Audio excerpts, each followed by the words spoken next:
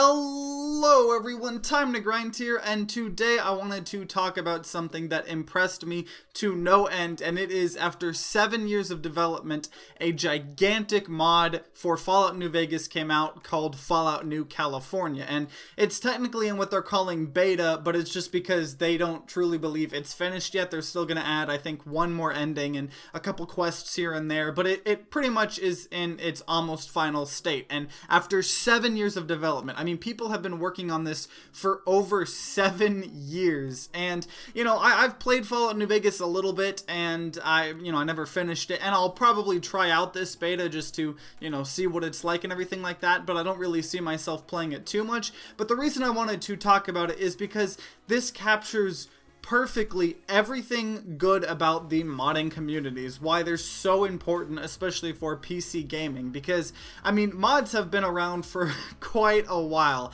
I mean, whether you're, my age and, the biggest modding thing that I personally did was Minecraft. I downloaded a crap ton of Minecraft mods, but if you go even further back, PC gaming, a ton of huge, industries almost started from mods. Warcraft 3, the mod for Warcraft 3, Dota, that created an entire genre of games, being the MOBAs. I mean, you had the Team Fortress was originally a mod for one of the, Source games on the Source engine, and that blew up. It became Team Fortress Classic, and then you had Team Fortress 2, which was gigantic for the class-based shooter, and that ended up, influencing games like Overwatch and stuff like that. So all of that has its roots in mods. I mean, everything PC gaming can almost be attributed to mods at some point or another. And although this is kind of something different because it's not necessarily a multiplayer game, it's not taking, an engine and making it a multiplayer thing,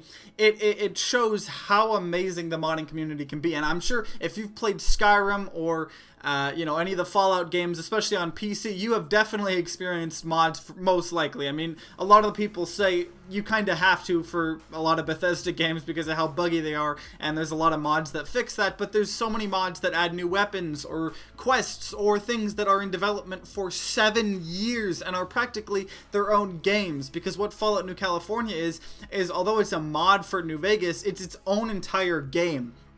It takes about, they said, if you just play the game and you're not really doing story, side quests, and you're not really trying to get collection and completing everything, it would take about 6 to 8 hours. But if you actually were trying to be a completionist, it would take about 15 to 30 hours. The map is 2/3 as large as New Vegas, and there are 16,942 lines of dialogue, 14,877 of them of which are voiced by characters and non-repeating from 60 volunteer voice actors. And obviously, with volunteer voice actors, I have heard one of the only complaints really of this mod is that kind of the quality of voice acting, like a lot of mods, isn't the best. I've heard it's not terrible. It's not the best, though, but that's kind of to be expected when you have people volunteering and, when you need 17,000 lines of dialogue done for free. I mean, that's what you're gonna get. But it's just so impressive to me, how something like this even comes to fruition. See, selfish me, if I was making a mod, a lot of people make their own custom Pokemon games that end up getting taken down, and, Nintendo's like, nope, you can't make this, you're infringing on our property, and then they can't even release the game. They spend years and years working on something that they can't even release. Like, selfish me, if I was spending that much time, I would almost want to, brand it as my own thing, and, be able to actually sell it. You had an example.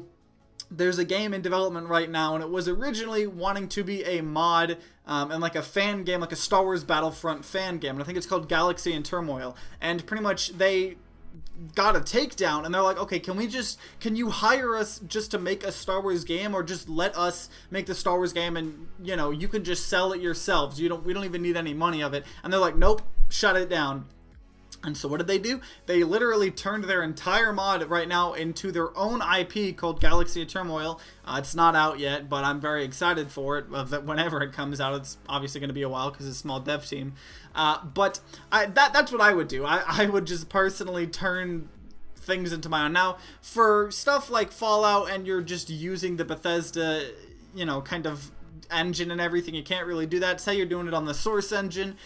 You know, Valve has things in place where you can just actually make your own games. There's a ton of games that are just using Source. I think Valve would just take a cut out of it, but you pretty much just can use Source to make your own game. So mods like that can become official. So I understand why, you know, Fallout New California isn't its own thing, and they might not have even had that thought in their head. That's just what selfish me would do. You know, if I'm spending 7 years on something, I would probably want to be compensated for it. But nonetheless, it is so impressive, and there's not really any controversies going on with this. I know I've been talking about a lot of controversies lately. I just wanted to gush on how proud I am of this, even though it might not be something that is really for me, because I'm not that big of a single player type person, especially single player RPGs, except Borderlands. Don't know why I like that game, but I just wanted to, I mean, just gush on this. And it was developed by Rick Hukanen, lead programmer, and Brandon Lee, the project lead, and obviously you had all of these volunteer voice actors and stuff. But it is just so impressive, and it really illustrates what the modding community can do. I mean, you have some games like Skyrim and Fallout, like I talked about, that you have to wait for modders to fix because they release in the most unbuggy place ever, and modders have to go in and fix things. Or you can get mod things to improve the graphics, or you could just get mods that do stuff like this and have its own thing, its own story, its own quests. This has like more than 10 endings that are like completely different.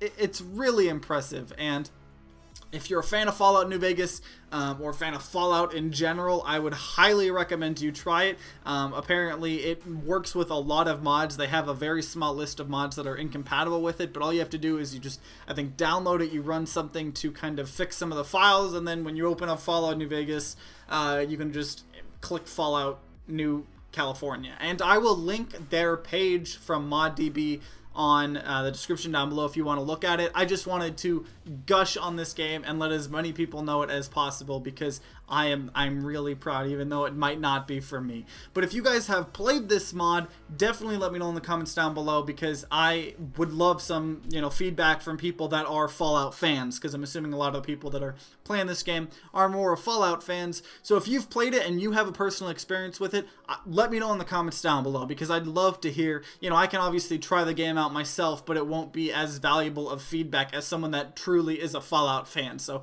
if you've played, let me know in the comments down below. If you enjoyed this video, then consider leaving a like down below and subscribing to see more content. New videos come out every Wednesday and Sunday. And like always, guys, I hope you guys have a great rest of the day.